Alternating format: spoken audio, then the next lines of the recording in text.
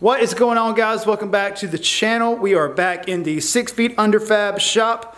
I am very sunburnt. I helped out with a BMX event today here in Kinston, North Carolina. But it was really cool. We got to ride some bikes and some skateboards, and so anyway, we had a good time. You're not here to listen to me talk. You are here to see what I have on this table. So I'll start right here on the floor. What I have is 3.5-inch springs, front and rear, from Jock. These are the dual rate springs. These are tried and true. I know these are going to ride a heck of a lot better than Mopar springs with a spacer on them. So I'm going to be installing those. The next thing that I'm going to install, so I bought this Jeep from Aaron. He put about 30,000 miles on it maybe, and he never went and got the steel power steering box put on. Thanks, dum-dum. So you can see right here, I have the aluminum box. Let's see if it'll focus. So that's the aluminum box, and apparently those are garbage. So I got up with my buddy JB. He works at the local Jeep dealership, and he got me hooked up with a new upgraded steel box. And then I got the electric steering pump fluid. It's $30 a bottle or something like that. But the real meat and potatoes here is this long arm kit. So this is a long arm kit from Iron Rock Off-Road, and you can see here I've got the lowers, I have the uppers, I have all the hardware, and then I have the new brackets. I also have the Iron Rock Off-Road rear bump stop extensions and the Iron Rock Off-Road rear track bar. I have the Jock front bump stop extensions, and then the Jock rear brake lines. And then I think I'm going to go with these Bilstein shocks. And then I got the hardware for the shocks. So we have a lot to do. You might say, well, where's the rear long arm? To be honest with you, I'm going to try to see, I'm going to see what it looks like. I'm going to try just long arming the front for right now, because I want to do some stuff in the rear. And to be honest with you, I don't know if I want to long arm it or if I want to 4-link it or do a triangulated 4-link. I don't know yet. All I know is I need to figure out the geometry of this front axle. And with this long arm kit, that is going to allow me to fine tune. I can place my axle basically anywhere I want to with those springs and that long arm kit. Whereas with the short arm or the mid arm kit, I'm pretty much limited on how much caster and wheelbase and everything like that. So it's going to give me a lot more freedom to put the axle where I know that it should go. So the rear has Mopar arms in the rear already, and what I'm really thinking is I'm just going to just leave them for right now, just like I did on Chris's blue Gladiator. I just left the rear control arms and put the 3.5-inch springs, and then torqued everything down once it's back on its own weight, and there was no issues at all. So I think that's what I'm going to try to do for this one. Just throw the track bar and the springs in the rear and sway bar extensions and just send it. Of course, if it doesn't work out or if it looks really goofy or something like that, I'll put the long arm kit in the rear or I'll 4-link the rear. But like I said, I just don't know what I want to do with the rear suspension of this Gladiator yet. So I did some reading online, and it looks like I have to cut off these brackets from the frame. So here's a better angle. So I'm going to have to be cutting these brackets off out of the way. And that's kind of terrifying, but it's just metal. So what I'm probably going to have to do is lower the Jeep back down, get the axle set up on jack stands, because I'm basically going to be taking the axle out except for the brake lines. Yeah, so all right, well, I'm going to get the Jeep lowered back down, and then we'll see what we need to take out. I'm gonna be using these support jacks just to kind of hold the axle because I'm gonna have to be doing a lot of cutting. I'm gonna try to keep the Jeep up in the air and see how that works. I went ahead and disconnected my anti-rocks, and now I'm going to go ahead and disconnect these uppers. And I did put a safety strap on, so I've got the front of these, but I don't want the pinion to dive down. Even though I'm leaving the track bar in, that'll kind of hold it still, but I would just feel more comfortable, you know, if there's not putting strain on anything. So that's why that strap is there. I've got the shocks disconnected. I'm going to get these uppers out, and then I may try to drop it down and go ahead and get these springs out of the way.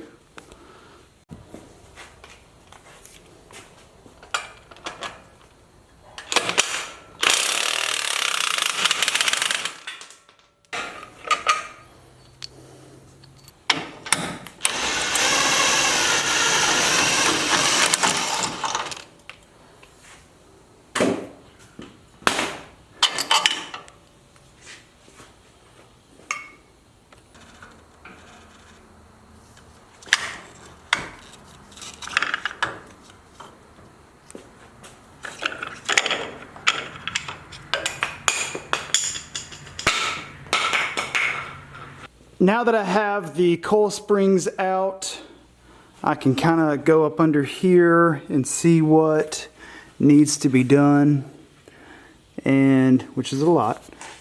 So I went ahead and took off this little pointless skid plate thing shield right here. I took that off, and it looks like I have to completely grind this off, and then this little tab right there, I have to cut that off and grind it smooth. That's probably what I'm going to work on now. It's kind of terrifying cutting off like factory brackets. Like, this is the point of no return, but I guess that's kind of what we do here. You're crazy.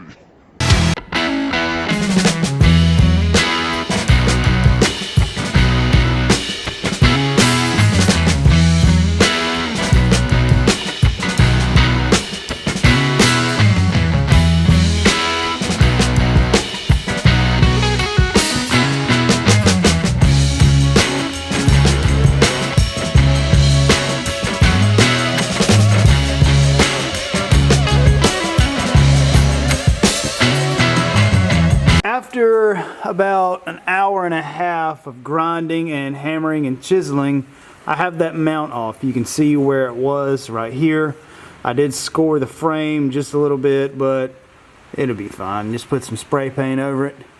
The next thing I have to is take off the rest of the upper control arm. It looks like I only have to probably just clean it up from here down, but yeah. So I'm just gonna smooth this up and throw some paint on it, and then I'll probably go ahead and do the driver's side. That definitely was a chore.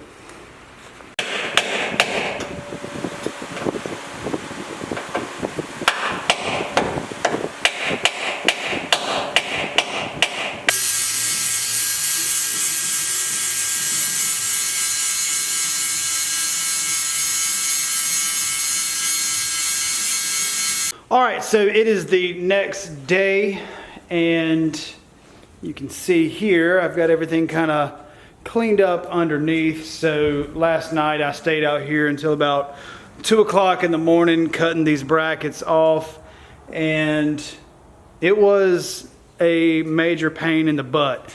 The passenger side, it wasn't bad at all, but the driver's side, where the exhaust comes right by the frame, it was a huge pain in the butt getting a grinder in there. I had to use a mix between a grinder with a cutoff disc, and then I used a small die grinder to start breaking down the welds a little bit, and then I ended up using a Sawzall to get pretty much the heavy pieces of metal off. But holy crap, that was a ton of work. I probably could have took the exhaust off, but at that point I was being stubborn and I wanted to prove that I could do it. So let me show you what I've got. You can see right here the clean frame, and I did spray it with some Steel It, and oh crap, I gotta grind that off. So I have to grind that off later, that little tab right there.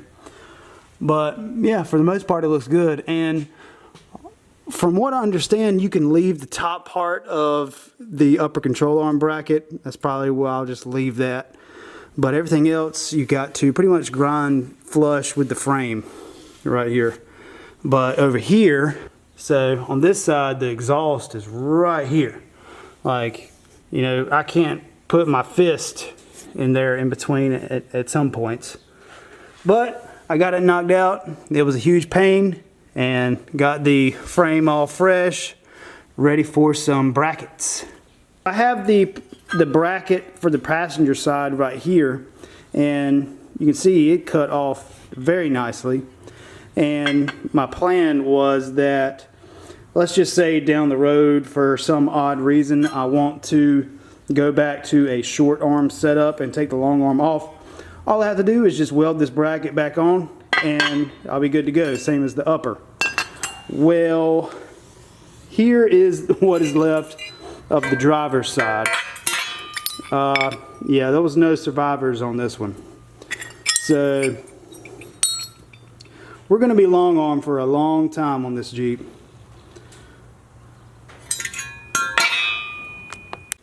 So now that I have the brackets cut off of the frame and the frame is clean, I'm going to go ahead and show you how to throw these mounts on. Alright,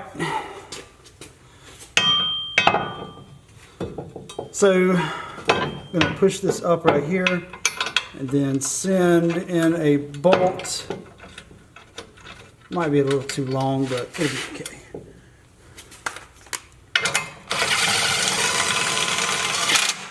So that's just going to hold it real nice. And so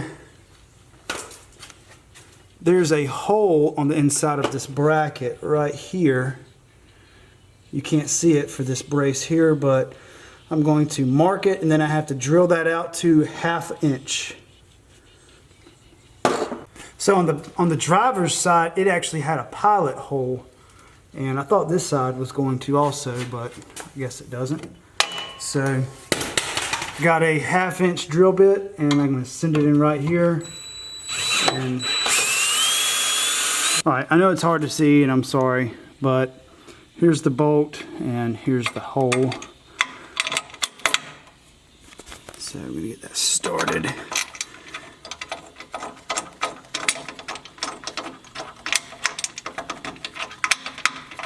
There we go.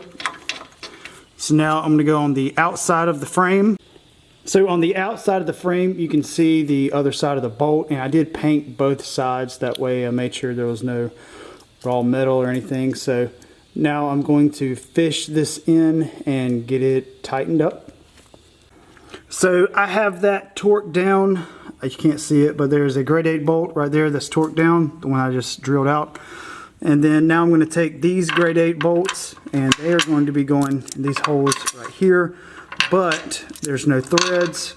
So Iron Rock sends this, and what they say do is just take this bolt and run it on the back side, and then come on the outside of the frame here, and you can see those two bolts. Well, you can see the top one right there. So I'm going to fish this in just like that, and then I'm going to go up underneath the inside of the frame and send in those bolts right there that I just showed you. So I'm going to send this one in, and then just kind of slowly start that. Alright, so I'm not going to go too tight. So then what you do is you take that long bolt back out,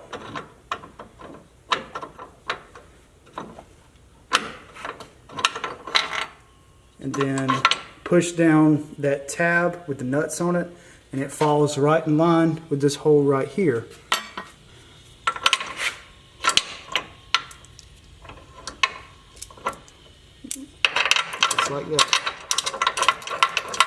That's pretty slick. You wild, Iron Rock. So now I'm just going to torque these down. I think it's 100 foot-pounds. But yeah, I'll check the paperwork and I'll go ahead and torque these down. The next bolt is the final bolt. And so what you do is you just drop this in. So I'm just going to drop this into the frame hole and then get it lined up, and then go ahead and push this on up and tighten it up to 100 foot-pounds, I believe.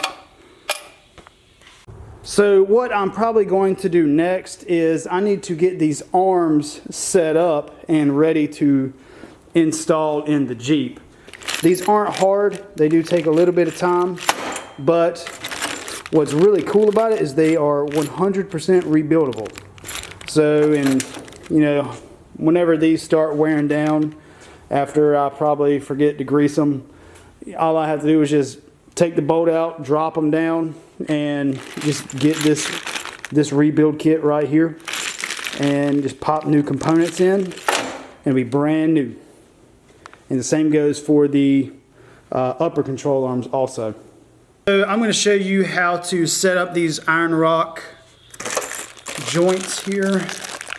Like I said before, these are really cool because they are rebuildable. So if several years down the road I have to rebuild them, all I have to do is just buy this kit right here. This is the 233, and show you everything that comes in it.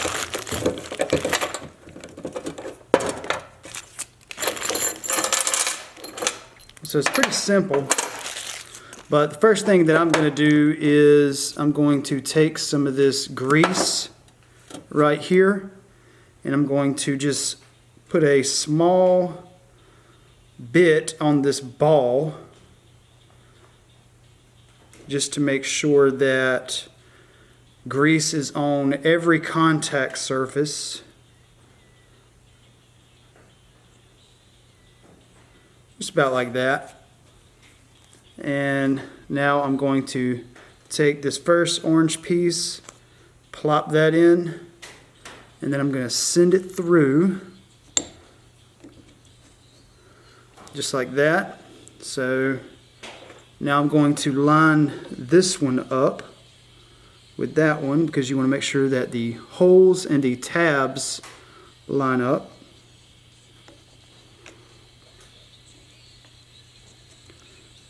Just like so. And then you take the washers right here and line those up with the holes. And then I'm going to spin it while holding and drop that one on. Then I'm going to take this Allen head screw or bolt and just run through just like that, and it pops up on the opposite side. So then you take these locking nuts, and what's really cool about these is that the casing of this flex joint actually holds this steel, so you don't have to put a wrench or anything on it. So I just got that one started.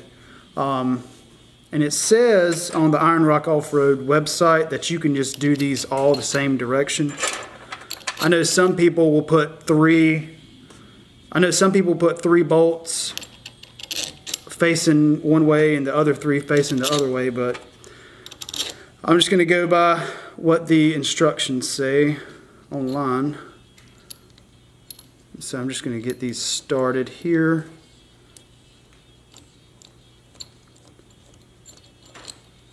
Go away, fly.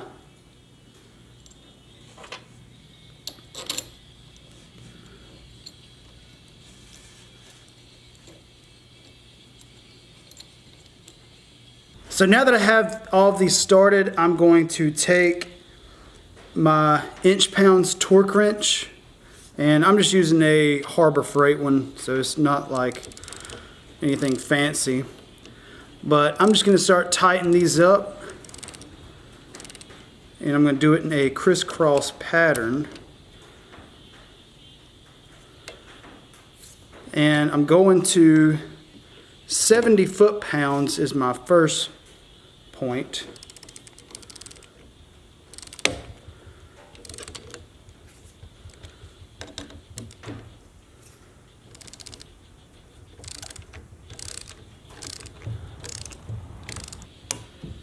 Got that one to 70.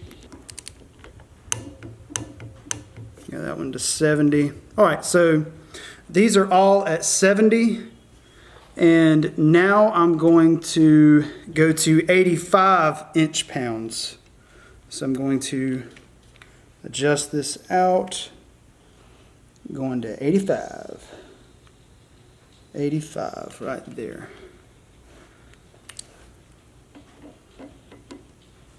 So it's not hard, it's just a little time consuming.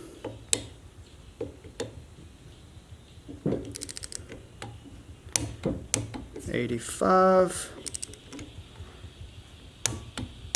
$85.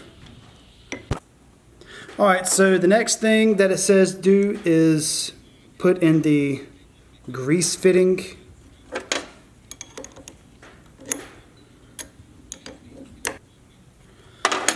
All right, so now that I got the grease fitting in, I'm going to give it some grease.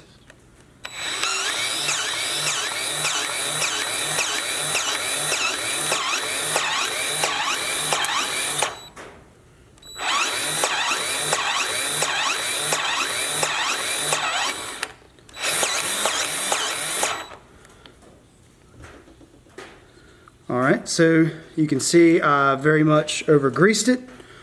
I didn't see that. Whoops.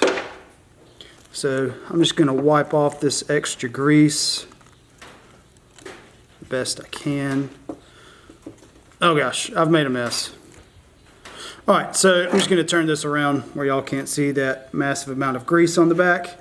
So what I'm going to do now is I'm going to wait 5 minutes, and then I'm going to retorque these down to 85 inch-pounds, and then it will be ready to go on the Jeep. That was a pretty tedious job, but I have all of the lowers together, greased, torqued down. I don't have any of these torqued down just yet because I went by the lengths from Iron Rock. But I still want to be able to make fine-tune adjustments whenever I get it back down on its own weight. I did go ahead and put these in for the axle side, and I've used a lot of anti-seize on these. As you can tell, I've made a mess, but I think I'm ready to put them in now. So I'm probably going to start with the lowers, and then we'll just go from there. So I'm going to go ahead and send this in.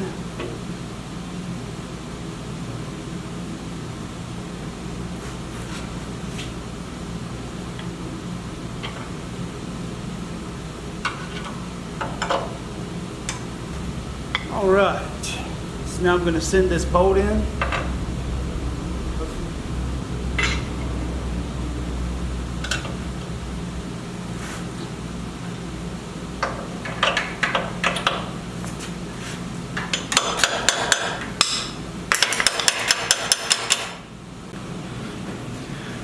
All right, so I did eventually get it tapped in, and now I'm just going to push this up, and I realized that my front axle has to go forward about 2 inches, so I'm going to get this front axle pushed forward very carefully.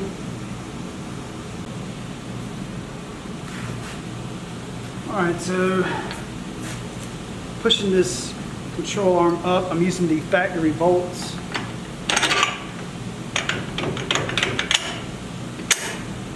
Alright, so I got that one started. Now I'll do the passenger side. Ow. So per the Iron Rock instructions, we're going to be using these new supplied grade 8 bolt. And then I have the upper right here. And I'm going to feed this up. Just like this. I'm going to slide that in.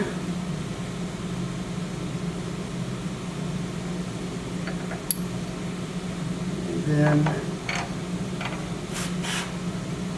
I'm gonna feed this bolt up just like that. Just gonna let that chill and get that started. All right. So now I'll get the front on. Sorry, the lighting's terrible in here. It looks like I'm about to tell a ghost story. But I'm gonna push this upper up and just right over the mount there. And then I have to find the bolt. It's somewhere around here. So I'm gonna come right here, pick this up just a little bit.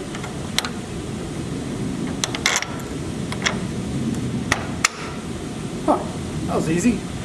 So now I'm gonna do the same thing on the driver's side. So I have the long arms fully installed. They're not torqued down yet. And to be honest with you, I'm not exactly sure if it's going to be the right caster or anything, but I just went off the baseline measurements from Iron Rock, and so far I'm pretty pumped. These look really good. And I did verify on their website that I have them installed correctly.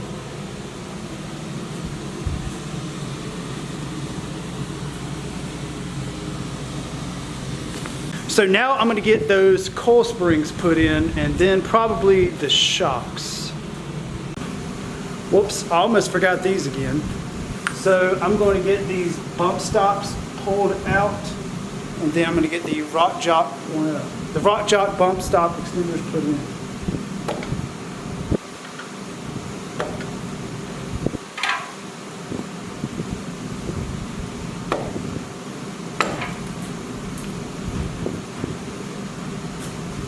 So I just sprayed just a little bit of WD-40 and hit this back in with a rubber mallet. And now I'm going to take the bolt. But what happens is this column right here, the coil spring retainer, this drops down. And then they just meet and you just tighten it up.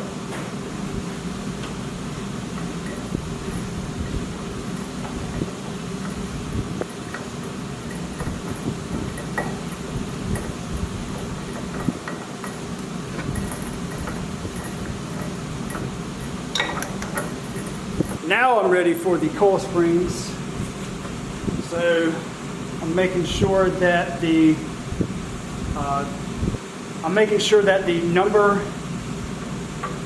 serial number is facing up. Sliding that in, making sure my isolator is in also. So then I'm going to slide this around. Make sure that it's seated properly down here, and it is. So now I'll get the passenger side. So I'm going to be putting the shocks in. I'm going to be using the factory hardware, and I'm going to be using the shock adapters that came with the kit.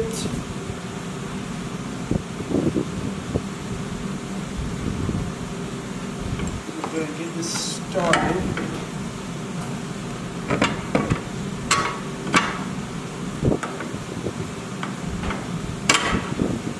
Then I'm going to feed the adapter in from the top, and then I'll get the bottom done. The shocks are on. The axle is drooped on its own now. And I was going to put the anti-rock on, but I have to get this steer smarts bracket out of the way in order to get this new power steering pump on. So that is probably what I'm going to work on next.